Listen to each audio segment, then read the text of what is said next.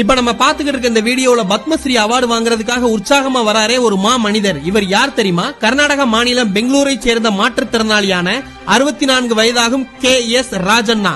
தனது 11 வயதில் போலியோ என்னும் கொடுமையான நோயினால் கைகால்களை இழந்த இவர் மனம் தளராமல் டிப்ளமோ மெக்கானிக்கல் இன்ஜினியரிங் படித்து முடித்துள்ளார். இன்று அதே துறையில் 350க்கும் மேற்பட்ட நபர்களுக்கு வேலை வாய்ப்பை வழங்கி வரும் ஒரு பிசினஸ் மேன். அவர் நடத்தி வரும் நிறுவனத்தில் பாதி பேர் மாற்றுத்திறனாளிகள் என்பது குறிப்பிடத்தக்கது. 2013ஆம் ஆண்டு முதல் இன்று வரை கர்நாடக மாநிலத்தின் மாற்றுத்திறனாளிகள் ஆணையராகவும் அவர் திகழ்ந்து வருகிறார்.